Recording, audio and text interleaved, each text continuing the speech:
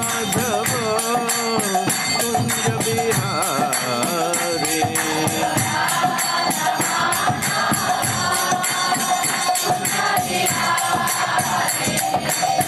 गोपी जन वल्लभ गिरिवर धारी।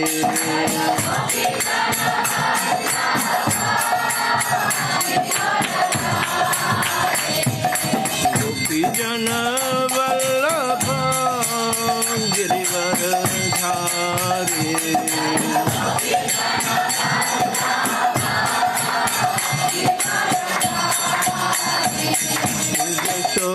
यशोदानंदन ब्रज जनरंजन।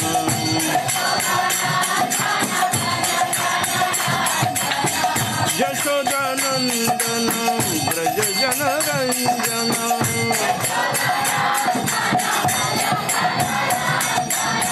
यमुना तीर वनचारी।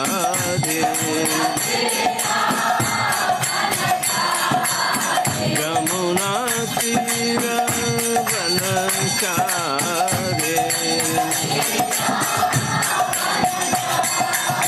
जय राधा माधव कुंज बिहारी।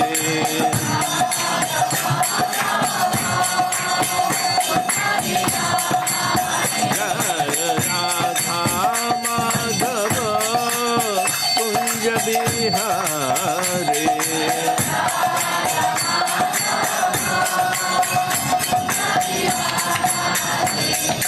गोपी जन वल्लभ गिरिवर धारी।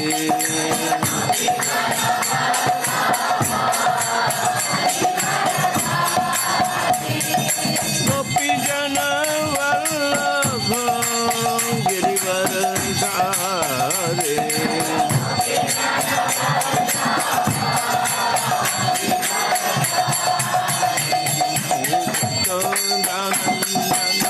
ब्रज जनरंजन।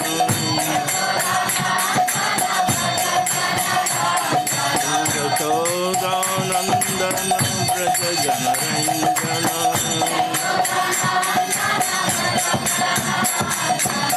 यमुना तीर वनचारी।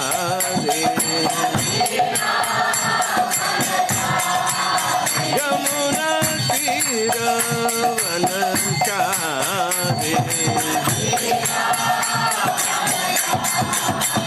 जय राधा माधव कुंज बिहारी।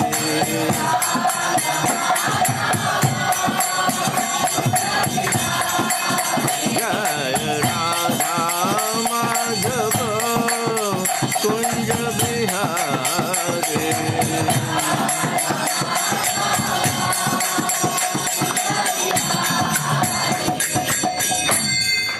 जय ओम विश्वपाद परमहंस परिव्रजकाचार्य अष्टोत्तर शत शिष्यमत His Divine Grace Srila Bhai Charana Arvind Bhaktivedanta Swami Jagat Guru Srila Prabhupada ki ISKCON Deputy Founder Acharya Jagat Guru Srila Prabhupada ki Jai Om Vishnupada Paramahamsa Parivrajakaacharya Astottar Sata Shishimad His Divine Grace Srila Bhakti Siddhanta Saraswati Thakur Maharaj Srila Prabhupada ki Ananta Koti Vaishnav Vrinda ki Jai नामाचार्य Shri Haridas Thakur की प्रेम से कहो श्री कृष्ण चैतन्य प्रभु नित्यानंद श्री अद्वैत गदाधर शिवासादि गौर भक्त वृंद की श्री श्री राधा कृष्ण गोप गोपीनाथ श्याम कुंड राधा कुंड गिरि गोवर्धन की ब्रजमी वृंदावन धाम की जय नवदीप मायापुर धाम की जय जगन्नाथपुरी धाम की जय गंगा माई की जय जमुना माई की जय भक्ति देवी की जय तुलसी महारानी की जय समावित भक्त वृंद की जय निताय गौर प्रेमानंदे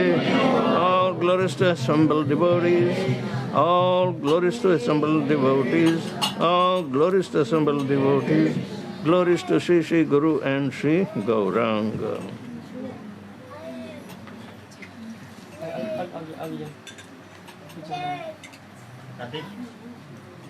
Om Namo Bhagavate Vasudevaya.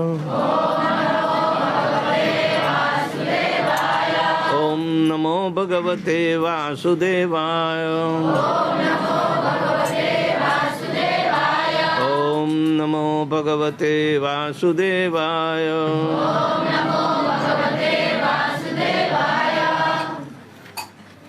आज हम श्रीमद् भगवद गीता यथारूप का छठा अध्याय और श्लोक संख्या 32 और 33, 34 भी ले सकते हैं।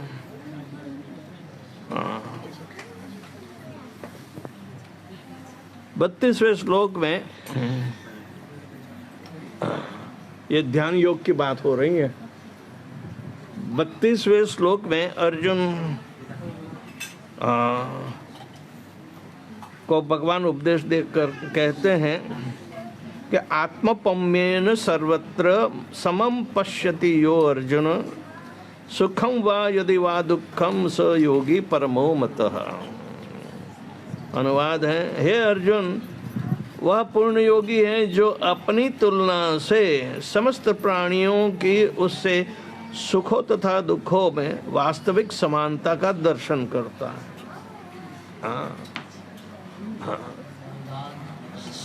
हम सभी को जब मिलते हैं तो देहात्म भानी, तू कितना सुखी है, तू कितना दुखी है, इसकी चर्चा करते रहते हैं। और इसको ज़्यादा दुख है, इसको कम दुख है। लेकिन जो आत्म संयम करके, यानी कि खुद को संभाल कर भगवान में जिसका चित्त बना रहा है, और दूसरे के सुख दुखों की बातें नहीं करता, उसमें उलझता नहीं। फिर भी अनायास ही हमें अपने मन की चंचलता पर नियंत्रण नहीं है, तो हम एक दूसरे का कैसा समाधान कर पाएंगे? किसी को क्या सांत्वना दे सकते हैं? हाँ, परिस्थिति ये रही है कि जब तक खुद को संभालने की यदि उसमें कोई लायकात नहीं है, कोई कुशलता नहीं है, तो दूसरे को कैसे वो संभाल सकता है? खुद का ठिकाना नहीं और गांव के फिक्र करता है। मुसलमान ये है कि मियाँ खुद बीमार और सारे गांव की चिंता करता है।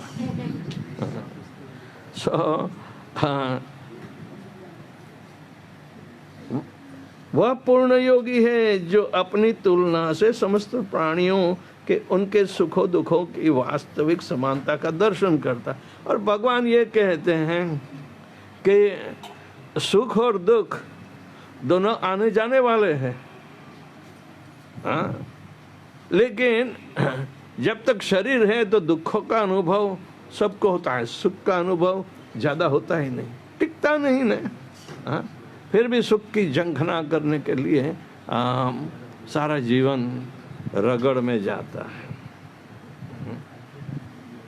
ये भौतिक संसार दुखमय बनाया, सुखमय नहीं बनाया है, लेकिन हम भावना से आए हैं कि सुखी होंगे यहाँ। लेकिन कोई व्यक्ति सुखी होने वाला नहीं है।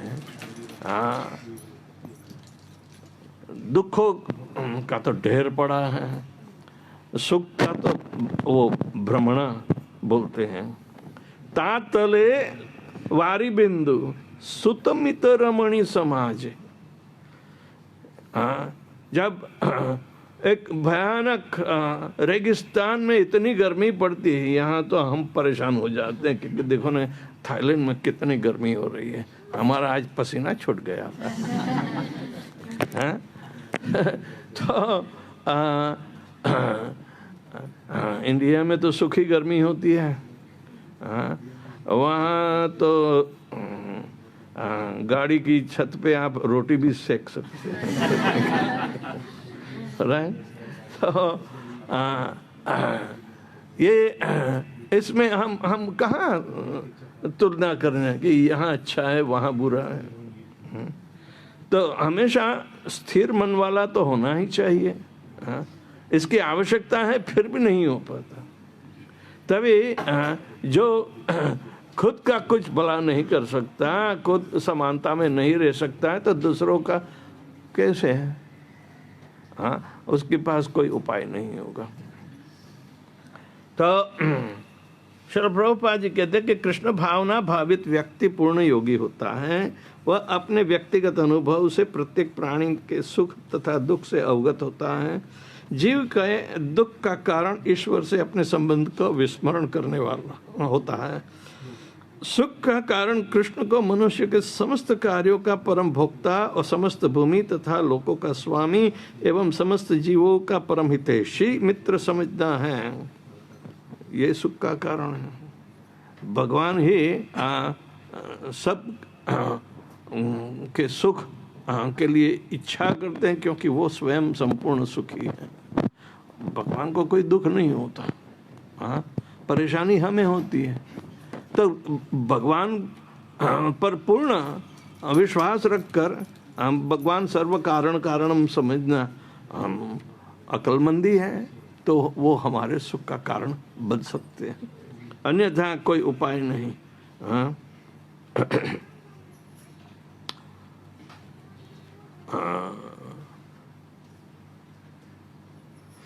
पूर्ण योगी यह जानता है कि भौतिक प्रकृति के गुणों से प्रभावित बद्ध जीव कृष्ण से अपने संबंध को भूल जाने के कारण 3 प्रकार के भौतिक तापों को भोगता है। और क्योंकि कृष्ण भावना भावी व्यक्ति दुखी होता है, इसलिए वह कृष्ण ज्ञान को सर्वत्र वितरित कर देना चाहता है।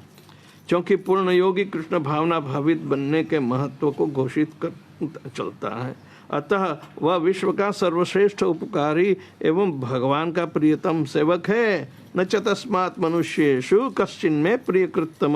भगवद गीता के 18वां अध्याय का 69 नंबर का श्लोक है। दूसरे शब्द में भगवत भक्त सदैव जीवों के कल्याण को देखता है और इस तरह वह प्रत्येक प्राणी का सखा होता है। वह सर्वश्रेष्ठ योगी है, क्योंकि वह स्वांत सुखाय सिद्धि नहीं चाहता। स्वांत सुखाय स्व अंत, खुद के अंत तक ही सिद्धि और मेरे परम सुख का कारण बन जाएगा, वो नहीं मानता। तो वह अपने मित्र जीवों से द्वेष नहीं करता। यदि ये वह अंतर जो एक भक्त तथा आत्मोन्नति में रुचि रखने वाले योगी में होता है, जो योगी पूर्ण रूप से ध्यान धरने के लिए एकांत स्थान में चला जाता है, वह उतना पूर्ण नहीं होता जितना कि वह भक्त जो प्रत्येक व्यक्ति को कृष्ण भावना बनाने का प्रयास करता रहता है। तो एक भक्त योगी के लिए ये जानना कितना आवश्यक है। भक्त योगी, आप सभी भक्त योगी हो, तो दूसरों के सुख के लिए आपकी भावना होनी, लेकिन स्वयं यदि दुखी है तो दूसरों की सुख की भावना कैसे कर पाओगे? तो ये आज का श्लोक बता रहे हैं। ओम अज्ञानतिमिरान्धस्य ज्ञानाञ्जनशलाकया चक्षुर्मिलितं येन तस्मै श्री गुरुवे नमः। श्री चैतन्य मनोभीष्टं स्थापितं येन भूतले स्वयं रूप कदा मह्यं ददाति स्वपदान्तिकं। वन्देऽहं श्रीगुरुः श्रीयुतापदकमलं श्रीगुरुन् वैष्णवांश्च श्रीरूपं साग्रजातं सहगणा रघुनाथान्वितं तं सजीवं साद्वैतं सावधूतं परिजन सहितं कृष्ण चैतन्य देवं श्री राधा कृष्ण पादान् सहगणा ललिता श्री विशाखान्वितांश्च। हे कृष्ण करुणा सिंधु दीनबंधो जगत्पते गोपेश गोपिका कांत राधा कांत नमस्तुते। तप्त कांचन गौरांगी राधे वृंदावनेश्वरी वृषभानुसुते देवी प्रणमामि हरिप्रिये। वाञ्छाकल्पतरुभ्यश्च कृपा सिन्धुभ्य एव च पतितानां पावनेभ्यो वैष्णवेभ्यो नमो नमः। नमः ओं विष्णुपादाय कृष्णपृष्ठाय भूतले श्रीमते भक्तिवेदांत स्वामिन्निति नामिने। नमस्ते सारस्वते देवे गौरवाणी प्रचारिणे निर्विशेष शून्यवादी पाश्चात्य देशतारिणे। जय श्री कृष्ण चैतन्य प्रभु नित्यानंद, श्री अद्वैत गदाधर श्रीवासादि गौर भक्त वृंद। हरे कृष्णा कृष्णा कृष्णा हरे हरे, हरे राम राम राम हरे हरे।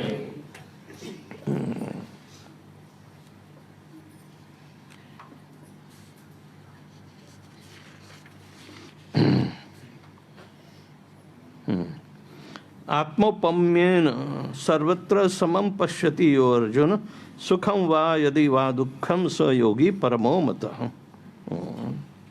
हे अर्जुन, वह पूर्ण योगी है जो अपनी तुलना से समस्त प्राणियों के उनके सुखों तथा दुखों में वास्तविक समानता का दर्शन करता है।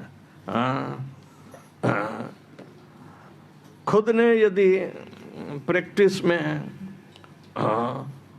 सुख और दुखों के बीच में समानता देखने का प्रयत्न नहीं किया हो तो दूसरों में नहीं कर सकता। यानी कि आत्मपमेन, आत्मा की जो तुलना या उपमा जो है तो दूसरों पर भी लगानी चाहिए। मैं कृष्ण भावना में कितना स्थिर हूँ तो दूसरों पर मैं अपेक्षा रखूंगा, इनको मैं उत्तेजन दे सकता हूँ। हाँ, यदि मैं ही स्थिर नहीं है तो मुझे दूसरों को दिखावा करने की कोई आवश्यकता ही नहीं रहती, क्योंकि कृष्ण भावना में भगवान की भावना होनी चाहिए। मेरी यदि भावना भगवान में स्थिर नहीं है तो मैं दूसरों को कैसे उपदेश दे सकता हूँ? तो ये बड़ा विषय है। ज़्यादातर हमारा विकास जो आंतरिक विकास होना चाहिए और बाहर दूसरों को भी प्रचार करके हमें इनको सिखाने की आवश्यकता होती है। तो ये तो अंतर्राष्ट्रीय कृष्ण भावनामृत संघ का सारा विषय है। यही एकमात्र हेतु के लिए श्रील प्रभुपाद जी ने देखा कि सारी दुनिया दुखी है और पाश्चात्य देश में तो मूढ़ और अनाचार जाता लोग होते हैं, तो मूर्ख है, मूर्ख यानी मूढ़ यानी जो जानता ही नहीं, और अनाचारी यानी कि सद्विचार वाले नहीं, सदाचरण वाले नहीं, सारा वैदिक धर्म से विरोध सारा इनका रुख रखा है। इनको इनका परिचय भी नहीं, वैदिक धर्म क्या होता है इनका परिचय भी नहीं। तो ऐसी परिस्थिति में श्रील प्रभुपाद जी अपने गुरु के आदेश के अनुसार जब परदेश जाते हैं तो कभी कभी सोचते हैं कि मैं क्या लायक हूँ, मेरे में न तो भक्ति है न वेदांत का जानकार हूँ। लेकिन जितनी भक्ति उन्होंने करके बताई, जितनी वेदांत की जानकारी इतने सारे पुस्तकों को लिख कर बताए, तो क्या खुद अपने को लायक नहीं समझना है, लेकिन भगवान का निमित्त बनकर यदि हम काम करते हैं तो स्वाभाविक रीति जो ये समानता की स्थिति आती है वो बनी रहती है। यानी कि शुरुआत से ही भी प्रभुपाद जी जानते भी नहीं थे कि मैं क्या करने वाला हूँ। इनके पास कोई योजना नहीं लेकर आए थे, कृष्ण भावना का ही प्रचार करना था। हाँ, कृष्ण भावना का ही प्रचार करना था। तो वो दृढ़ उनका विश्वास बना रहा। तो ऐसी हालत में भगवान ने इनके गुरु महाराज की कृपा से बहुत सारा योजना क्या होनी चाहिए, कैसे करनी चाहिए आती रही है, और प्रभुपाद जी उसका उपयोग करते रहे। नहीं तो प्रभुपाद जी इन चीज़ों में बिल्कुल अज्ञात थे, जानते ही नहीं थे, कोई ऐसी शिक्षा भी नहीं ग्रहण की थी। यदि कोई बिजनेस की दृष्टि से अमेरिका जाता है तो हिसाब किताब पूरा जानता है। प्रभुपाद जी के पास तो न तो पैसे थे न तो हिसाब किताब का कोई प्रश्न था। लेकिन भगवान ने कभी उनको भूखे नहीं मारा।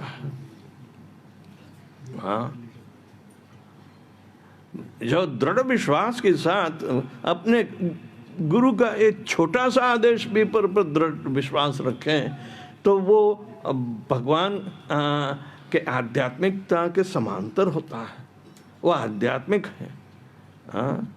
क्योंकि बहुत सारा रहस्य छुपा है जो हमें भी पता नहीं होना चाहिए। आवश्यक नहीं कि हम पूर्ण जानकारी से यहाँ आ रहे हैं।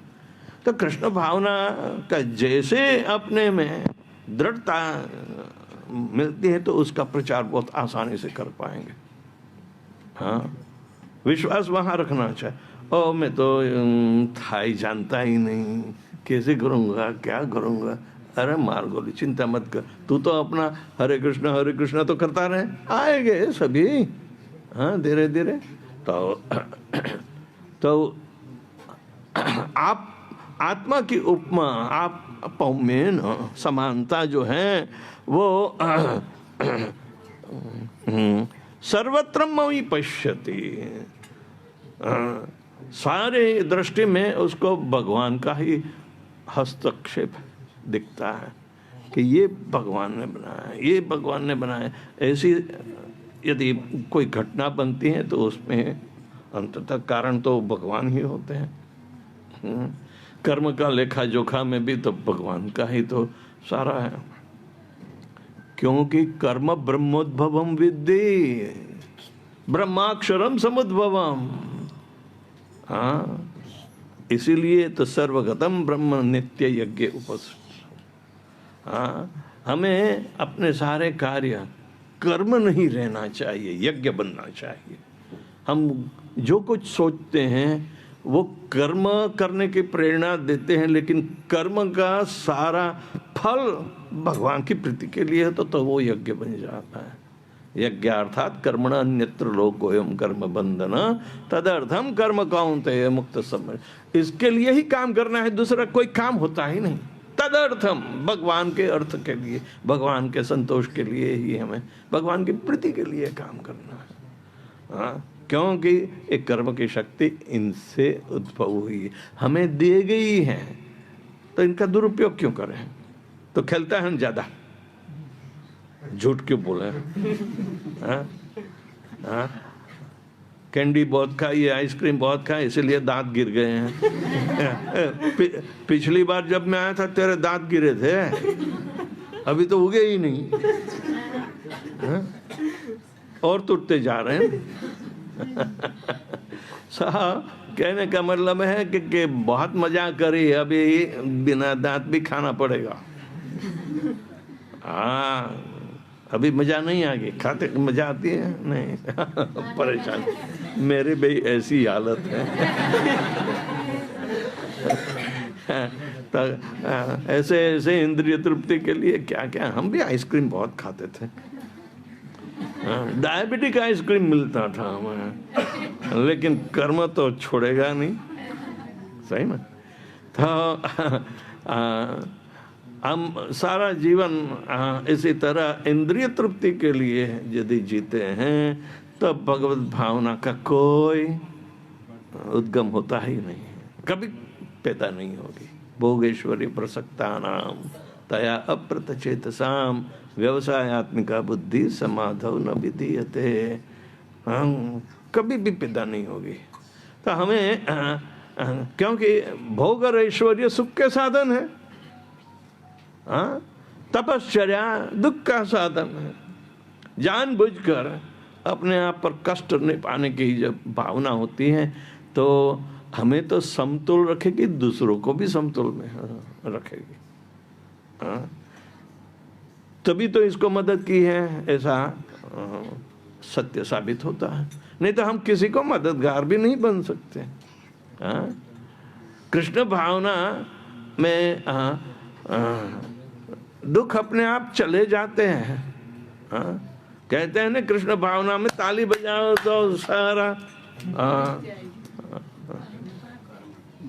नसीब बदल जाता है, रेखाएं बदल जाती हैं, क्या क्या नहीं।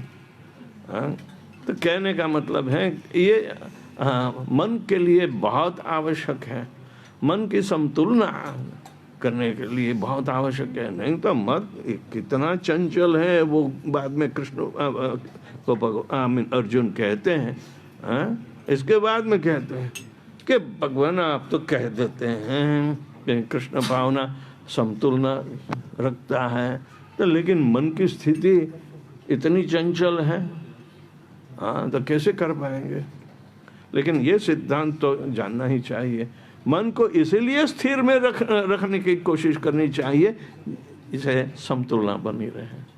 यदि तो जितना वो नाचेगा वैसे आप नाचोगे।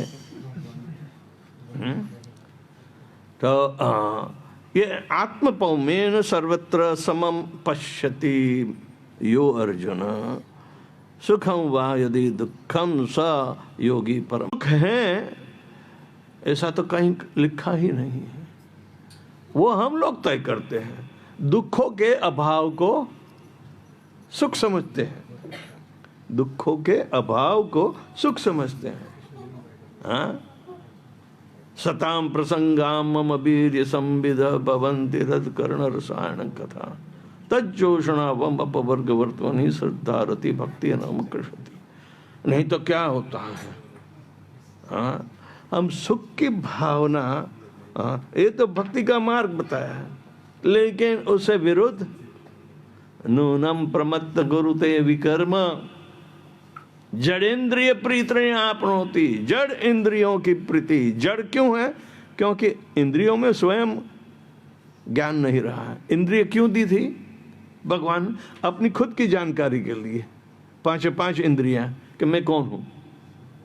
हाँ, लेकिन हमने इंद्रियों को तृप्त करने का ठान रखा, जानकारी रखने के लिए इंद्रियों का उपयोग नहीं करते हैं। अपने को तृप्त करने के लिए हमने पांच इंद्रियों को इतना बहकाया है, इतना बहकाया है कि हम सिर्फ इसके अलावा सुख की भावना कर ही नहीं सकते। पर लेकिन ये इंद्रियां तो स्वयं जड़ है। जड़ यानी जब तक उसमें चेतना नहीं है तब तक वो काम नहीं करेगी। चेतना निकल जाएगी तो इंद्रियां भी काम करने का बंद कर देगी। तो जड़ इंद्रियां इसीलिए कहते हैं। तो जड़ इंद्रियों की प्रीति के लिए हम दिन भर रगड़ करते हैं। काम करो, पैसे लाओ, कुछ भी काम करो, खाना पहुंचना चाहिए पेट में। तो ये जो जड़ इंद्रियों द्वारा हमारा मन कैसा बनता है, वो आत्मा के लिए अच्छा तो नहीं है। आत्मा के लिए अच्छा नहीं है, क्योंकि आत्मा में जो भगवान का अंश है और भगवान स्वयं परमात्मा के रूप में वो उसमें ही विराजमान होते हैं। और आत्मा को ठीक ढंग से ये पांच इंद्रियों के विषय में चेतना वहन करने वाले भी तो भगवान है। और हम चेतना का दुरुपयोग करते हैं तो होगा क्या? जैसे कि आपको 1 मिलियन थाई बाट दे दिए, बटको और खेल कूद में गंवा दो, इंद्रिय तृप्ति में गंवा दो, फायदा क्या हुआ? फिर से अतृप्त रह जाओगे। वो भी इतना कम पड़ता है।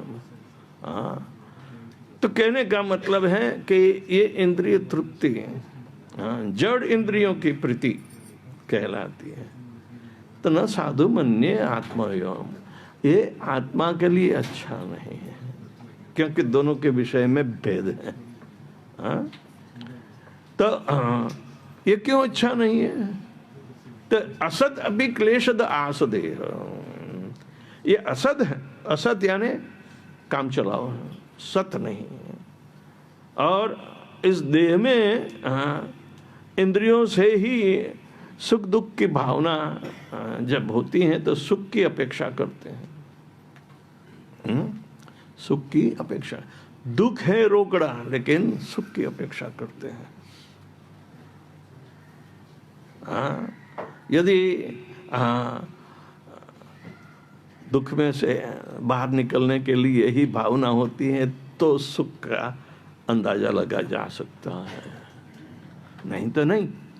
तो असत अपि, ये काम चलाओ दे होते हुए भी, हाँ, क्लेशद, बारंबार कोई परेशानी खड़ा कर देता है।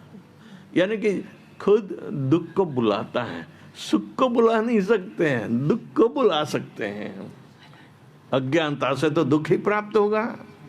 तो क्लेशद आस देह तब पराभवस्य अबोध जातो जावान्न जिज्ञासम आत्म तत्वम।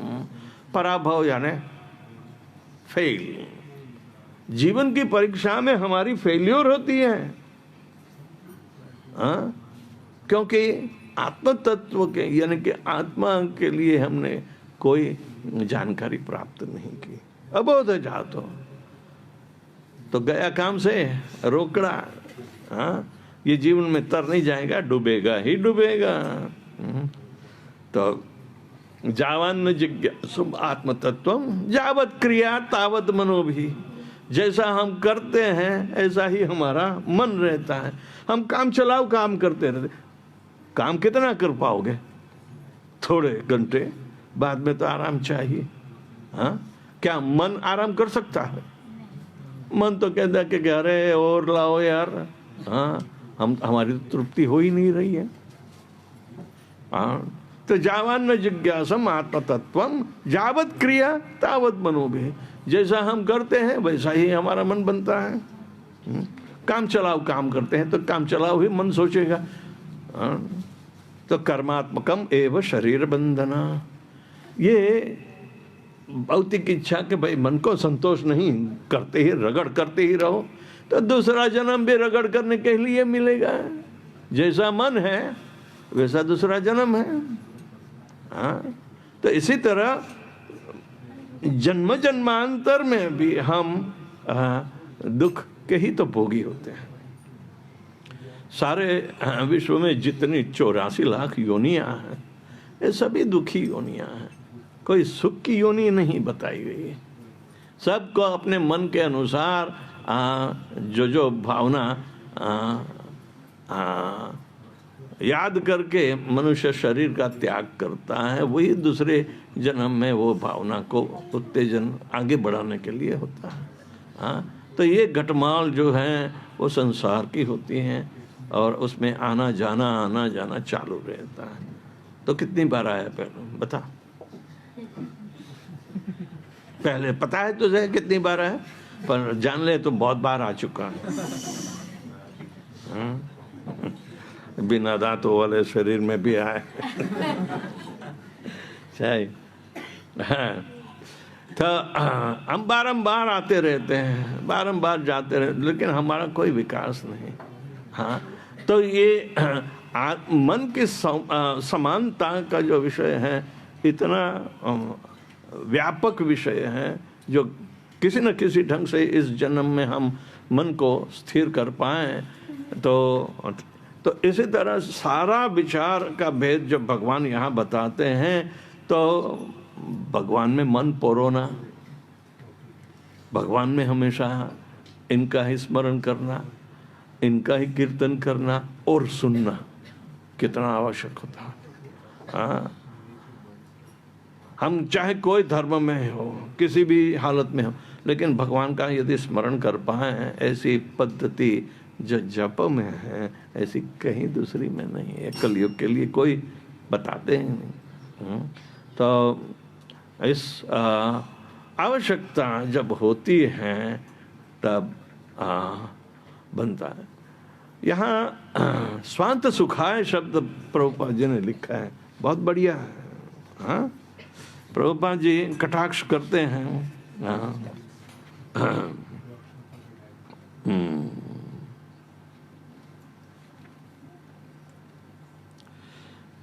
वह सर्वश्रेष्ठ योगी हैं क्योंकि वह स्वांत सुखाय सिद्धि नहीं चाहता।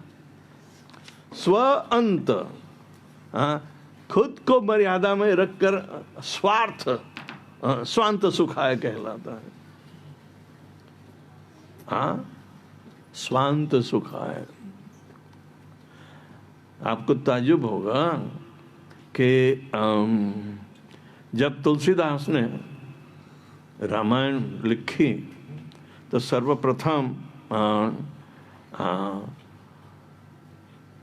भगवान श्री रामचंद्र जी को नमस्कार करता है और ये रचना स्वांत सुखाय लिए करी है, वो स्पष्ट लिखा है अंदर कि ये रामायण मेरे स्वांत सुख के लिए ही लिखा है। तो प्रभुपाद जी ने वहाँ बढ़िया ढंग से समझाया है। ये तो स्वार्थ है, भगवान के इस चरित्र इत्यादि को अपनी ढंग से, अपनी कुशलता और अपनी भावना से लिखना। वाल्मीकि ने जैसा भगवान का चरित्र निरूपण किया है वैसा नहीं है, आधार दिया। और उस श्लोक में दोबारा कहते हैं कि मैंने अन्य ग्रंथों से भी कई बातें इसमें लिखी है।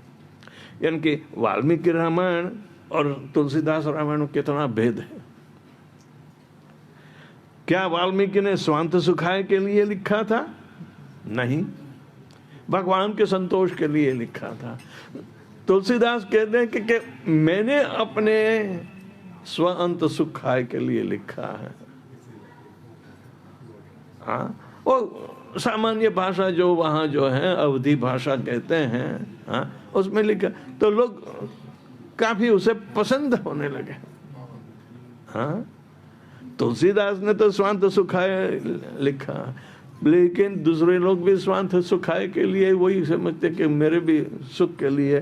तो रामायण की चौपाई सब कोई जानते हैं, सब कोई कहते हैं सुख, लेकिन जीवन तो बद्ध रहता है, जीवन बद्ध रहता है।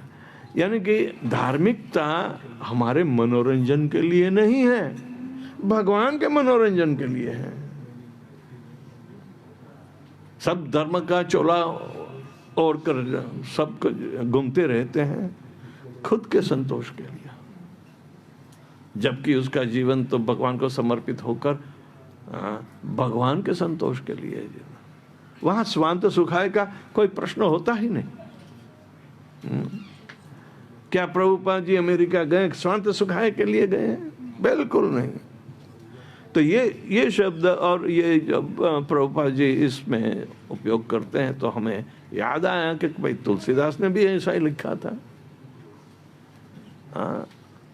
आप पढ़िए पहला ही श्लोक।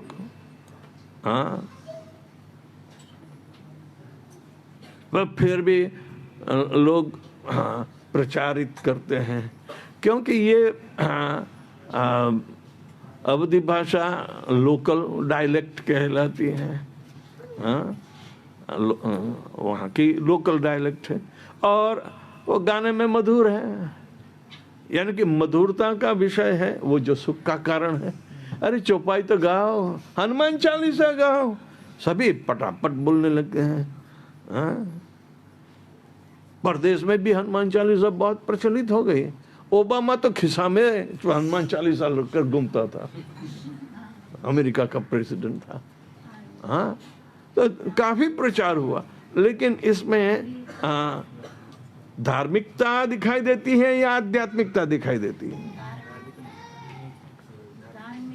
हैं? जोर से बोलो, मैंने तो मशीन डाल रहा है।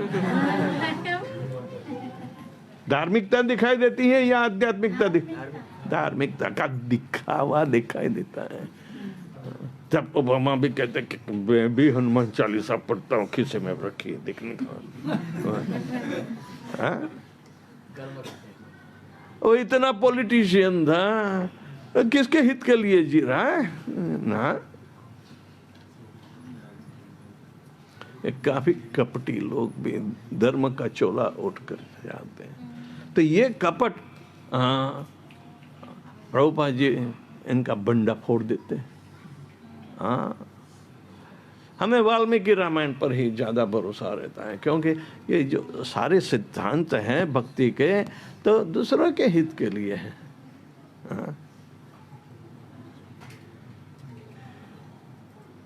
जब नारद मुनि ने वो शिकारी को कहा कि क्या तू इन सारे पशुओं को मारता है, तेरे परिवार का पोषण करने के लिए मानता है, पर लेकिन ये पाप कर्म तो है ना। जब पूछ के आ इनको कि तू ये सभी जो तू शिकार करके लाया है तो वो खाते तो हैं, लेकिन तेरे पाप के भागीदार होंगे कि नहीं, पूछो। तो सब मना करते कि ना ना ना, मैंने पाप नहीं किया। लेकिन इनडायरेक्ट तो पाप ही है, खाने वाला भी पापी है। भागवत धर्म तो वो भी कहता है। तो उसका फायदा नारद में, देख ये तुझे फंसाने का काम है। हाँ, ये धंधा तो तू छोड़ेगा नहीं।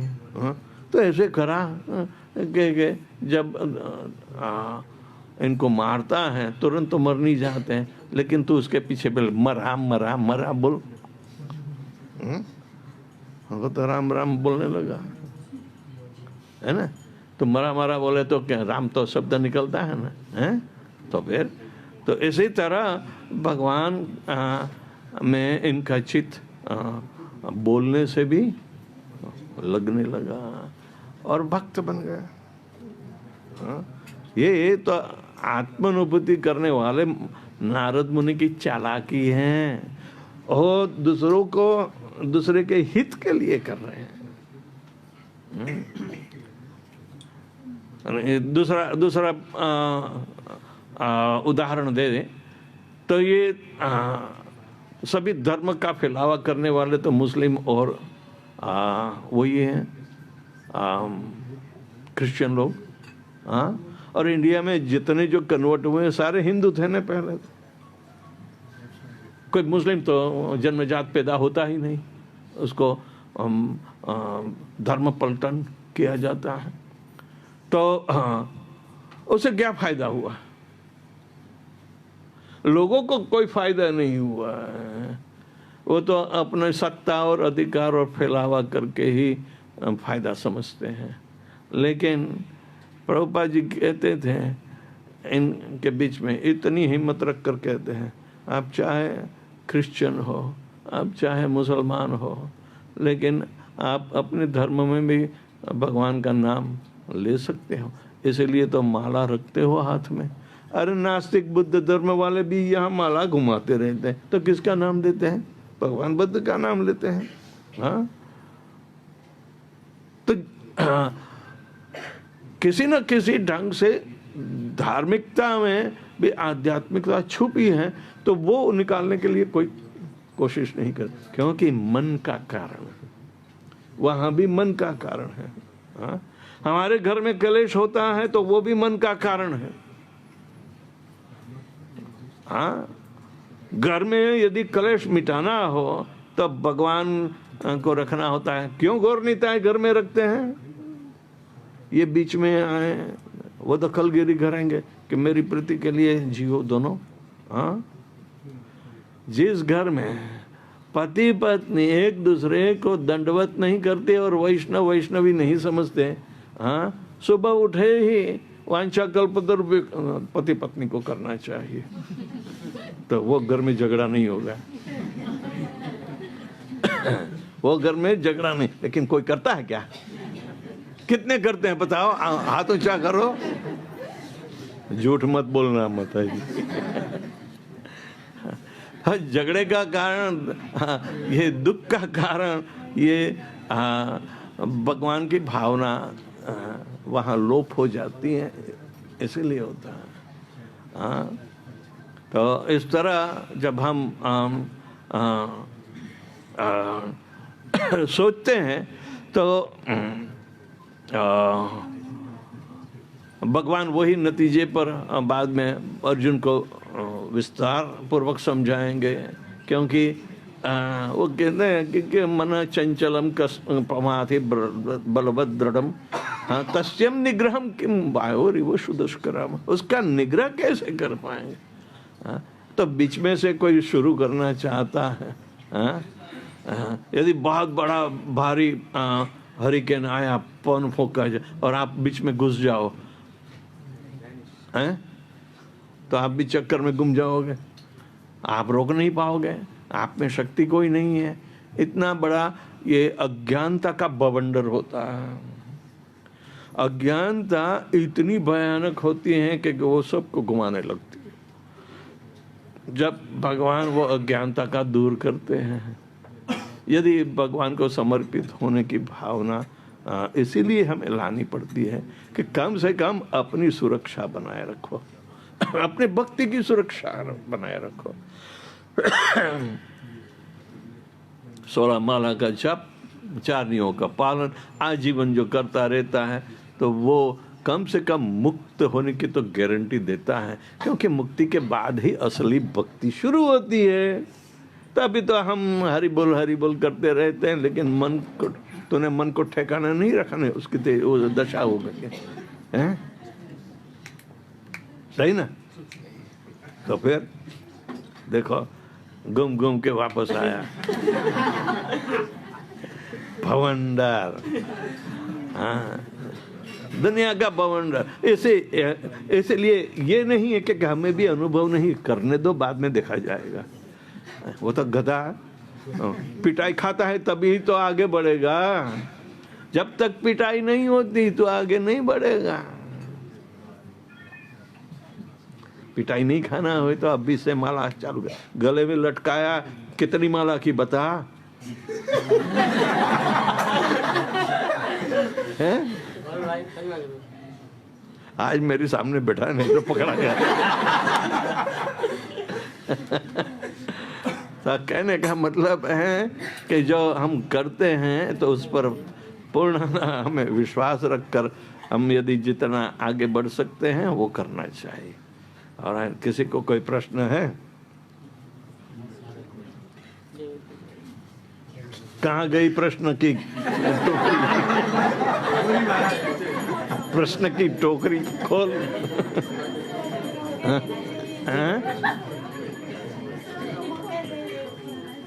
जोर से बोल, बहरा हूं।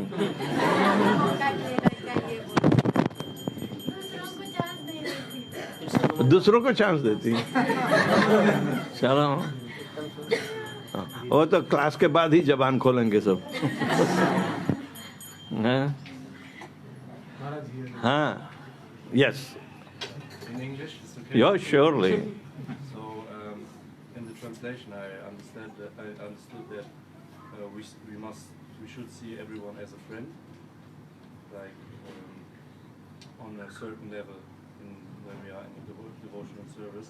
And my question is, because I saw a lecture from Prabhupada, he said that there are certain enemies that you must also recognize as enemies, sometimes even in your family, or that's my question. Yes. What is the difference? See, you can't handle this problem unless you handle within yourself. The mind is the worst of the enemy. If you have not conquered your mind, mind acts like the worst of the enemies. But if you have controlled your mind, if you have, put him at the lotus feet of the Supreme Personality of Godhead and used it for its service, the mind will become the best of the friends. Now, if your mind is your best friend, by conquering the mind, not by subduing the demands of the mind, so then you will be able to make others your friends. First you win yourself through the mind. Otherwise, mind works as the worst of the enemy. Manahi eva manushyanam karanam bandha mokshaya. Mind is the cause of our material bondage, as well as freedom from it. Okay? So, this whole chapter, and right after these verses, Arjuna is questioning, my dear Lord Krishna, my mind is the worst of the enemy right now, because it is uncontrollable. Uncontrollable with the desires of good and bad. But if you see beyond good and bad is the pleasure of Lord Krishna. That is the third direction. That is advised here, that think of Krishna. Manmana bhava mad bhakto madhyaji mam namaskuru. Mame vaishyasi satyam te pratijani priyosi me. You become absorbed in my mind. And if you think of me, I will think of you. So, mind will be the best engaged in Krishna's service. Think of him. Otherwise, we are thinking something else. Huh? What were you thinking? Playing? Huh? That is the mind. That is the mind. Mind has to be controlled. When you become older, you will be able to control more. Right now, you are in adolescent stage. It is so turbulent age. Oh my God. Everybody goes through it. So those who have gone through, you don't consider that. But actually, this is the beginning point of uncontrollable situation. Right? So, the mind is the best of the friend you have to make.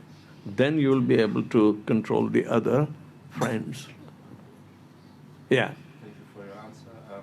Prabhupada said Prabhupada had a controlled mind, and he said, for example, if a woman is divorced and she gets another man, then she is supposed as enemy of her family, for her family. So, just as an example, and he tells also some other situations. So my question is, how does he mean it? If he says something like that, for example. These are the interactions of different minds, and they are colliding with each other. Whatever you may be thinking, the other party is not thinking.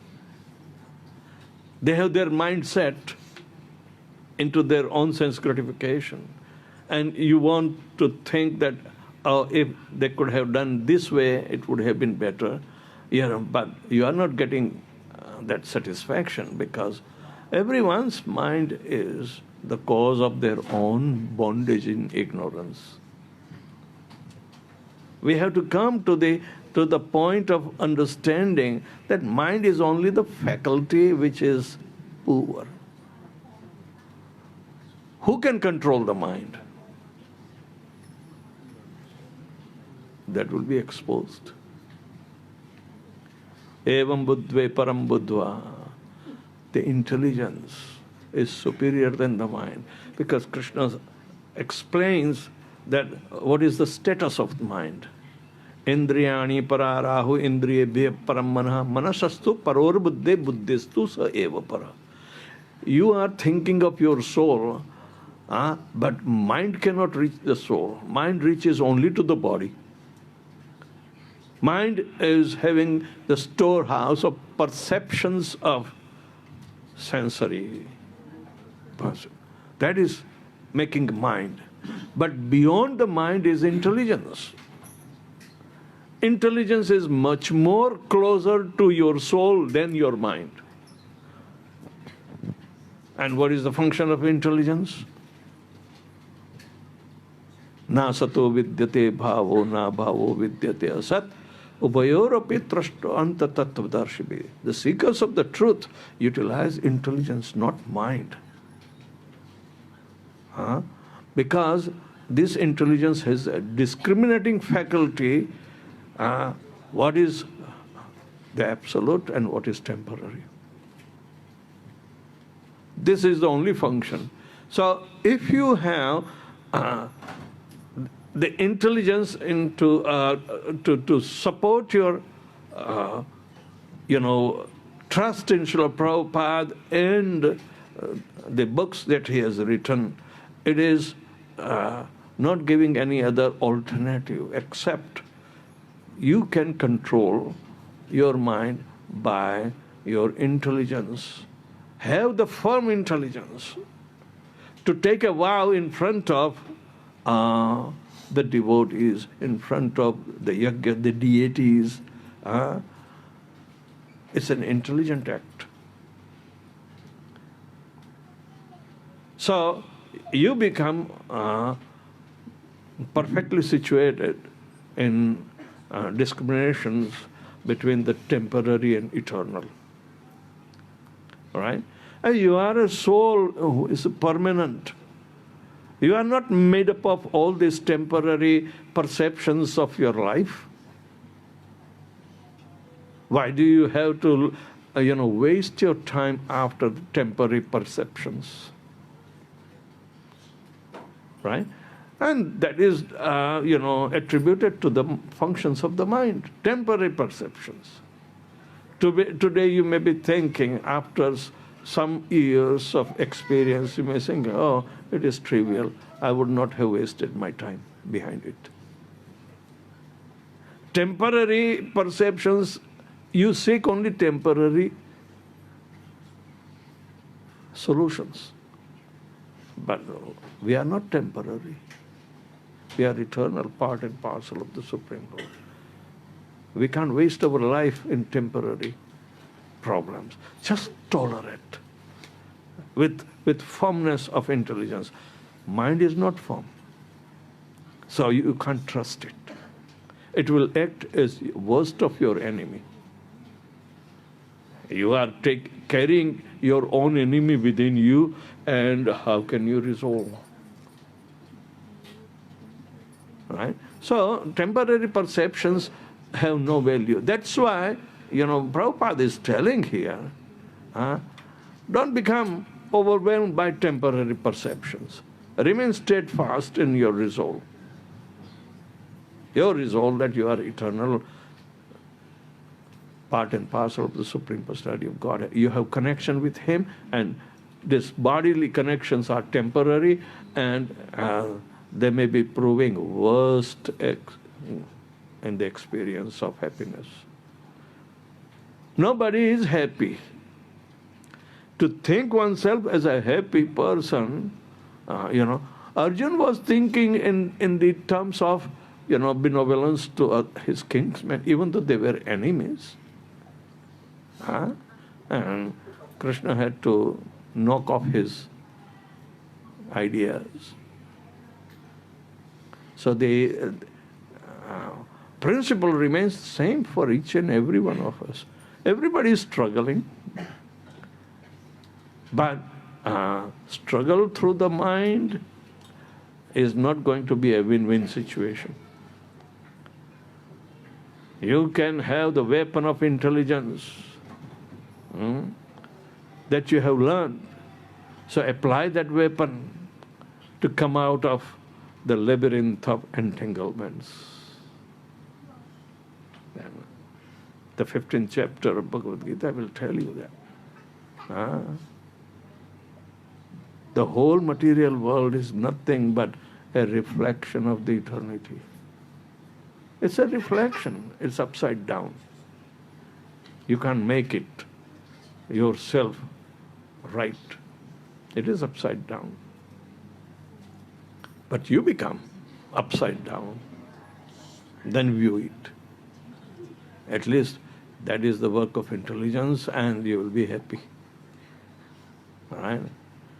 Don't trust the mind with alternatives. This is a definitive aspect. Good? Yeah, Krishna will help you. Just trust him, and you will develop yourself into the arguments that Krishna gives. Otherwise, everybody is suffering. If there is no Krishna, then nobody would be here.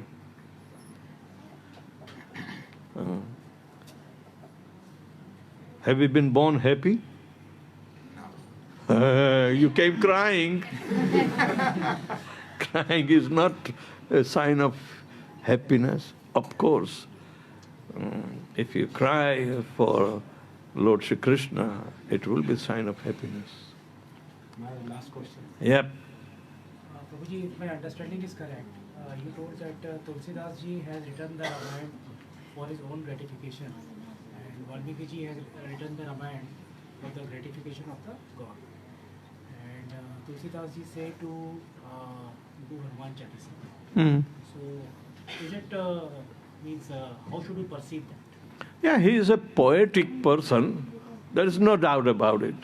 And he wrote in the local language. So he thought it will be accessible to everybody, you know. But it's not a great work of, removing the ignorance. It becomes only a very religious function, but it is not spiritual function.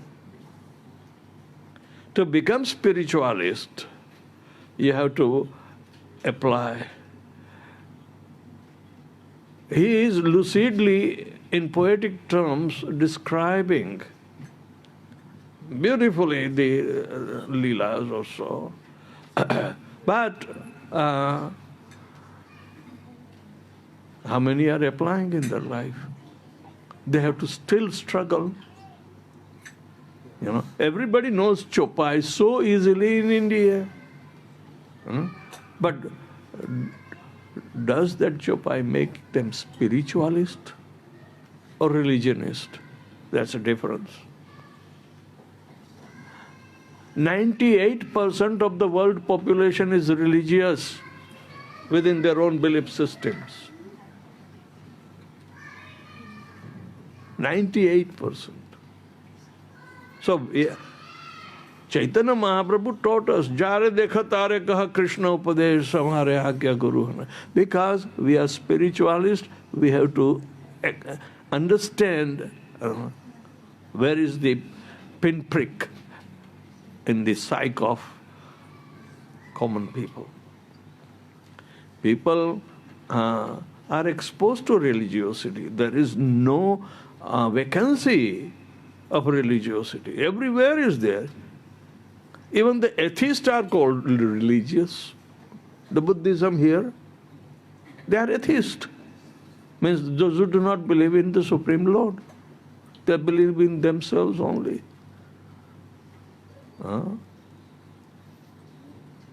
So they are going through austerities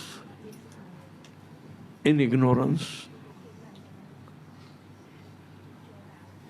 See, this is atheism. But Prabhupada removed both impersonalism and atheism. Nirvishesha Shunyavadi, Paschat. Yeah, Thailand is Sunyavadi officially by state religion. And you can see, do you think the miseries of Thailand has been eradicated? Here there is a lot of sense gratification in compared to other countries. Right? They are also struggling in religious process. Most of them are Hindus still, because the entire Siam Desh was Shyam, according to Srila Prabhupada, worshipper of Lord Shri Krishna. They are Vaishnavas, Prabhupada said. They are Vaishnavas. But if Vaishnavas are somersaulting, they will become like Thailand today.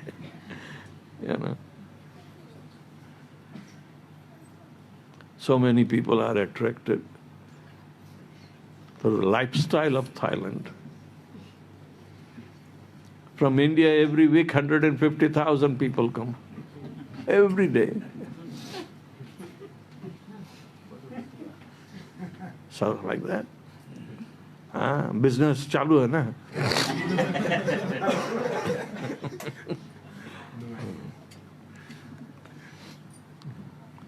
Yeah. आप अभी बताया इधर में दुख ही दुख है, सुख नहीं है। हाँ। फिर भी लोग सुख के पीछे दौड़ते रहते। अज्ञानता, इसलिए तुझे दीक्षा दी है कि आँख खोलकर दूसरों का दुख दूर कर, तेरा दुख भी तो दूर हो जाएगा ना। अभी तू दुखी होगा तो किसको सुखी कर सकता है? पूरा सुख में पीछे जीवन भर उसके पीछे ही दौड़ते रहते हैं। क्योंकि बेवकूफ होते हैं, गधे होते हैं। इसीलिए मनुष्य जीवन में समझदारी जितनी है दूसरे जीवन में नहीं है, पर फिर भी उसका दुरुपयोग करते तो क्या हाल होगा? मनुष्य और पशु में भेद है, आहार, निद्रा, भय और मैथुन, ये चार चीज में पशु समान होते हैं, पर धर्मो ही एको जत्र।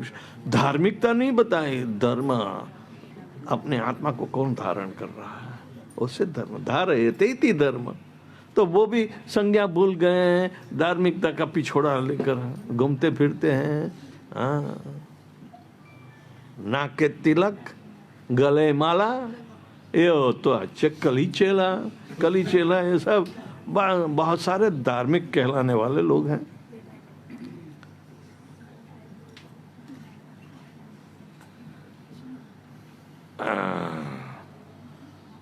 Are you satisfied with the answer? No? Partly, but you have to think that is the direction.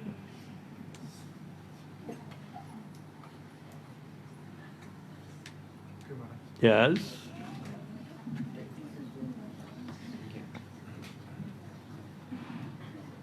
Can you hear us now? In Thailand, I see many Thai people, they grow tulsi and even use tulsi in the food. For example, they call it Thai basil. And even my one Thai friend, he has tulsi and it grows so good, so nice. But they don't worship tulsi, they don't do anything. I have a question. Is this tulsi, this is not Vrinda from the spiritual world, right? For example, if we worship tulsi, it means the Vrinda appear. But if we not worship, it's just plant like this. How we should consider? Tulsi grows everywhere. All right?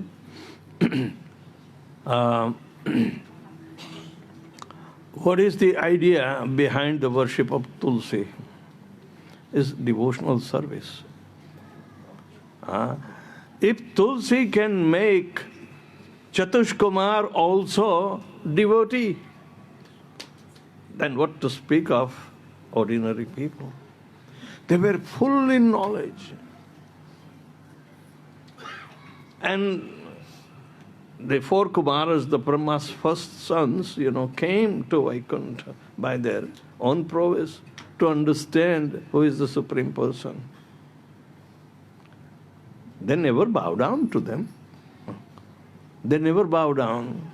They came and started investigating different parts of the limbs of the body.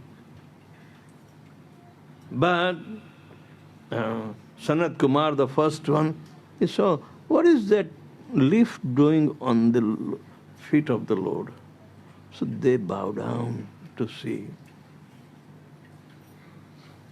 Then the devotional service was sprung into them. Otherwise not.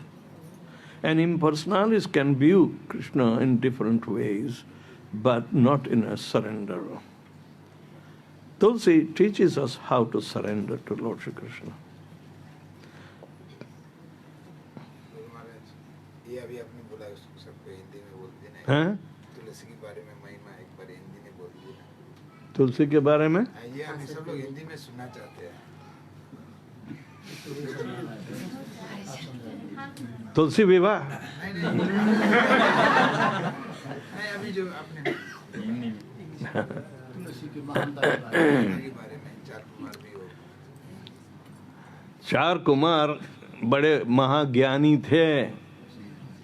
हाँ, वो तपोलोक, जनलोक और मरलोक जैसे उच्च स्वर्गीय लोकों में भ्रमण करते थे। उसको भगवान का बिल्कुल ज्ञान नहीं था। भगवान के प्रताप इत्यादि यानी कि इनका जो प्रभाव का ज्ञान था, क्योंकि इनसे ही सारा जगत पैदा हुआ है। ब्रह्मा जी ने बताया कि वो तो वैकुंठ में रहते हैं, हाँ, और बहुत तेजस्वी होते हैं। तो उन लोगों ने सोचा ये सूर्य भी तेजस्वी है, क्या इससे बड़ा हो सकता है तेज? तो वो भावना से वो लोग उनका तेज देखने गए कि कहाँ से पैदा होता है। तो भगवान की जानकारी की इच्छा है, लेकिन फिर भी अपने दिमाग से वो सोचते थे। हाँ, तो मर्यादा आती है। तो उन्होंने 2 द्वारपाल को देखा, उसने जाने नहीं दिया। ए बच्चे निकलो यहाँ से। तो द्वारपाल तो जानते हैं वैकुंठवासी है, हाँ, और सोचा कि जो कुछ हम करेंगे तो भगवान की सेवा के लिए ही करेंगे। तब भगवान तो अंदर थे और द्वारपाल और इनके बीच में झगड़ा हो गया, ज्ञान और भक्ति में झगड़ा हुआ। हाँ, तो भक्त लोग भगवान की प्रीति कहाँ है वो ढूंढते हैं। हाँ, कोई भी काम ऐसा करो कि भगवान स्वयं वो काम देखने आए। यदि झगड़ा हो तो उसमें भी भगवान देखने आएंगे, लेकिन भगवान को शरणागत कौन होता है वो देखना काफी आवश्यक होता है। तो जैसे गजेंद्र मोक्ष में भी ऐसी हालत होती है। हाँ, बेरभाव है, मगरमच्छ ने हाथी का पग खींचा क्योंकि उसकी जो रहनी करनी है पानी में है और पानी में हाथियों का कुछ चलता नहीं। हाँ, वो वातावरण हाथी के लिए ठीक नहीं, इसलिए वहां वो कमजोर पड़ रहा है। झगड़ा तो है ही। हाँ, और हाथी को पूर्व जन्म की याददाश्त आ गई थी, वो भगवान का भक्त था। हाँ, तो जब उसकी मृत्यु नजदीक आ रही थी तब कम से कम भगवान को याद करके उनको फूल चढ़ाने के लिए कोशिश की। हाँ, भगवान के पास जाना कुछ लेकर ही जाना, खाली हाथ मत जाना। हाँ, लेकर ही जाओ। कुछ नहीं है तो अपना समर्पण करने के लिए ले जाओ, क्योंकि ये देह भी आपका नहीं है, दिया गया है, किराए का मकान है, मालिक तो वो है। हाँ, किराया नहीं चुका पाते तो मकान मालिक खाली तो करवाता ही है ना। इसी तरह हमें जबरदस्ती से मृत्यु के मार्ग से खाली करना पड़ता है। दूसरा मकान किराए वाला ले लो। हाँ, मकान के मालिक तो कभी नहीं बन पाते, भगवान नहीं। तो जब अपने तपोबल से वो उन्होंने ब्रह्मा जी से सुना कि तो बहुत तेजस्वी हैं, बहुत ये हैं। हाँ, तो उन्होंने सोचा कि हम अपने बल के आधार पर स्वयं ढूंढने जाएंगे। तो वैकुंठ लोक में जाते हैं। तो द्वारपाल ने मना कर दिया कि भैया हाँ, बच्चे लोग यहाँ नहीं आ सकते, और तू हमें बच्चा ही समझ रहा है। हाँ, छोटे ही तो क्या हुआ, हम बड़े ज्ञानी हैं। तो भक्त लोग में तो कौन ज्ञानी है कौन नहीं ज्ञानी, वो जांच पड़ताल क्यों नहीं करे। ज्ञान से तो भक्ति उत्तम होती है, तो उनको ज्ञानियों की कोई ज्यादा परवाह नहीं होती है। ज्ञानियों के भगवान को शरणागत कौन है वही देख रहा है। हाँ, भगवान की भक्ति करते हुए ज्ञान और वैराग्य दोनों पैदा होते हैं ना। तो क्या जय विजय नहीं जानते थे? तो वो जानबूझकर गलती नहीं करते। हाँ, इन लोगों का श्राप, वैकुंठ में कोई श्राप दे सकता है? किसकी हिम्मत है? पहले तो बहाना बना दिया भगवान। हाँ,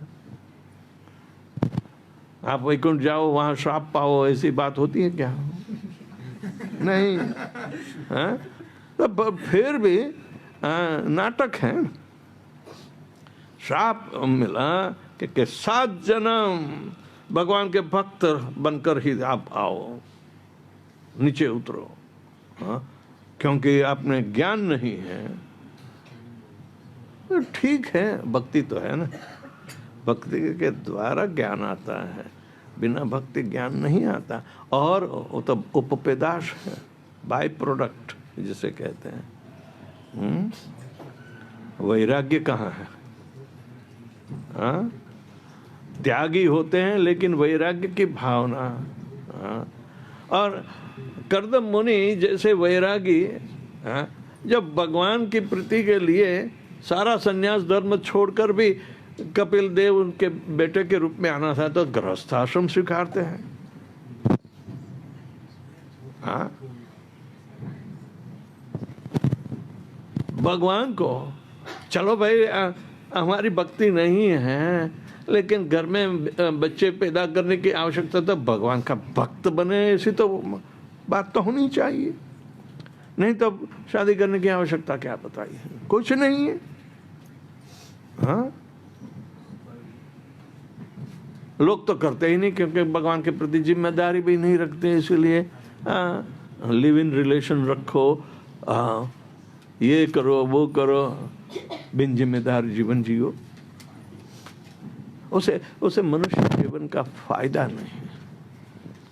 हाँ, तो हर एक स्थिति में हमें हम समझ, तो ये वैकुंठवासी ब्रह्मचारी आजीवन तपोबल से अपने खोपड़ी ऊंचे रखते थे, और वहाँ वैकुंठ में जाकर क्या दशा हो गई। हाँ, अपने से ये भक्त लोग कमजोर हैं, इनमें ज्ञान नहीं है कि हम कौन है। और भक्त लोग में जो ज्ञान आवश्यक है वो भगवान का है, इसलिए भगवान के नज़दीक और इनकी सेवा में रत रहे हैं। इनसे बड़े ज्ञानी कौन हो सकते हैं? ये तो बाहर से आए हैं, हाँ, तपोलोक से ऊपर आए हैं, अपने तप के बल पर वो वैकुंठ में भी जा सकते हैं, क्योंकि निर्गुण निराकार की भावना तो इनमें भी है। लेकिन भगवान सगुण साकार होंगे, आध्यात्मिक जो सारी शक्तियां हैं, इनसे सगुणात्मक है। आध्यात्मिक लेवल ऊपर सगुणात्मक है, भौतिक लेवल ऊपर सगुणात्मक भगवान नहीं है। हाँ, तो जब चार कुमार के बीच में ये झगड़ा हुआ तो उन्होंने देखा चलो भगवान तो है ही, हाँ, इनकी इच्छा क्या है उसके अनुसार हम भी देख लेंगे। तो भगवान और जय और विजय दोनों में आपले होती है, आंतरिक भावना। हाँ, अरे भाई 7 जन्म तो बहुत है, बहुत लंबा पड़ेगा, ये 3 जन्म में हम सारा निपटा ले ये झगड़ा तो दुश्मन बनकर आएंगे। अरे ऐसी दुश्मनी कभी दुनिया ने देखी नहीं है भगवान के साथ। हाँ, कोई तुलना कर सकता है कि मैं हिरण्यकशिपु जैसा हूँ और मैं हिरण्याक्ष जैसा हूँ? कोई कल्पना नहीं कर। ऐसे काफी ताकतवर राक्षस थे। तो जब भगवान ने सोचा कि देखो हमारे भक्त बेवकूफ नहीं है, ज्ञानी से भी ऊपर होते हैं, फिर भी वो गए, क्योंकि निर्गुण तत्व में रहने वाले इनको जरा भक्ति की भावना का सबक सिखाएं। सबक सिखाना होता है, तो कैसे? इनका अनादर करके तो नहीं कर सकते। तो जब भगवान आए तो ब्रह्मा जी ने क्या कि बहुत तेजस्वी है, तो उन्होंने तो कल्पना ही की थी कि 2-4 सूर्य के समान होंगे तेजस्वी। यहाँ तो हजारों सूर्य के तेज से ज़्यादा, और यानी कि इन लोगों की आँखों से भगवान को तो देख नहीं पाए, तेज ही देख पाए, व्यक्तित्व की पहचान। तो जब वो नज़दीक आते हैं तब सारा तेजस्वी शरीर में कहाँ से तेज प्रकट होता है वही ढूंढते रहे। हाँ, हाथ पकड़ा, किसी ने पाँव पकड़ा, किसी ने भगवान की धोती पकड़ी, ऐसे ऐसे। पता है एक कई मूर्ख लोग हाथी को जांच पड़ताल करने के लिए कैसा प्राणी है, तो किसी ने पाँव पकड़े तो ओ ये तो खंबा जैसा है, ऐसे। हाँ, पूंछ पकड़ी, ओ तो रस्सी जैसा है। इसलिए अपनी अपनी मर्यादित खोपड़ी में से वो लोग जांच पड़ताल करना। उसी तरह ये थोड़े ज़्यादा अक्लमंद 4 कुमार भी अपनी मर्यादा वाली ही स्थिति को भगवान जो अमर्यादित है इनकी कल्पना करते रहे, नजदीक आते हुए फिर भी। हाँ, भगवान के व्यक्तित्व को पहचानना है तो पहले भगवान को शरणागत होना होता है, भगवान के नियम कानून इत्यादि के अनुसार चलना होता है। तो वो तुलसी ने सिखाया। जब तुलसी पर नजर गई, हाँ अभी मुझे धक्का मारने आया। हाँ, आप लोगों ने प्रश्न किया, देखो दूसरों ने कहा कि हमें पेट का प्रॉब्लम है।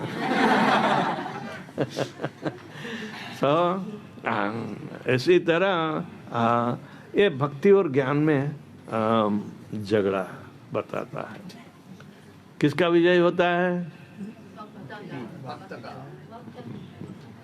भक्ति का।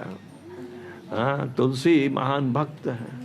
हाँ, तो तुलसी को देखकर जब वो भगवान को नमन करता है, शरणागत होने की भावना बताता है कि बिना शरणागत होते हुए कोई आगे काम चलना नहीं। जय हरे कृष्णा। श्रील प्रभुपाद की। His Holiness वेद व्यास प्रिय स्वामी गुरु महाराज के। His Holiness भक्ति विनय महाराज के। श्रील प्रभुपाद के। वेद गौर भक्तवृंद के। जय गौर हरि प्रेमानंद। तो अभी गुरु महाराज 1 महीने तक बैंकॉक में है, तो हम रिक्वेस्ट करते हैं कि हर संडे हमें कृष्ण कथा का सोपान कराएं। तो इसके लिए हम एक बार जोर से हरे कृष्ण महामंत्र के द्वारा धन्यवाद देंगे। हरे कृष्णा कृष्णा कृष्णा हरे हरे, हरे राम राम हरे। तो हमें बहुत सारा प्रेरणा मिला है कि एक्चुअली हम लोग इस संसार में मन के कारण ही दूषित होने के कारण हम इस भव सागर में भटक रहे हैं। तो ऐसे ही हम जब साधु संतों के द्वारा कथा सुनेंगे तो प्रेरणा लेंगे, तो प्रैक्टिकल हम प्रैक्टिस करेंगे, तो फिर हम इससे उबर सकते हैं। धन्यवाद। हरे कृष्णा। तो कौन कहता है कि तू भवसागर में भटका? तो नेपाल और इंडिया में ही भटकता है।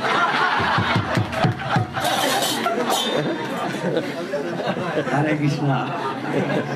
तो लास्ट संडे को अनाउंसमेंट किए थे कि अभी समर छुट्टी हो रहा है बच्चे लोगों का, तो उनको पढ़ाना है 7 to 10, 11 to 15 और अबव टू 15, जितना 18-19 साल हुए, तो उनके लिए यहाँ पर क्लास, विभिन्न क्लास होगा। इंग्लिश होगा, नेपाली या हिंदी, और फिर भागवतम के स्टोरी कुछ ये पढ़ाया जाएगा। तो आप जल्द से जल्द आप नाम दे दीजिएगा हिज ग्रेस भुवन मोहन प्रभु जी को। तो अभी समय नहीं, हमें कुर्सी इत्यादि चेयर सबका अरेंजमेंट करना होता है, तो इसलिए जल्द से जल्द आप लोग नाम देंगे, हम आशा करते हैं।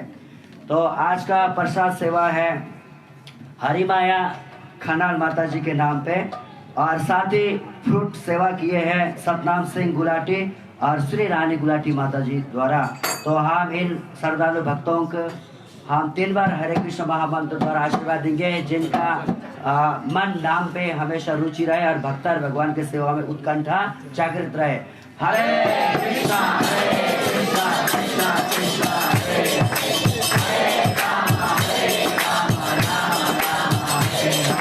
हरे कृष्णा कृष्णा कृष्णा हरे हरे, राम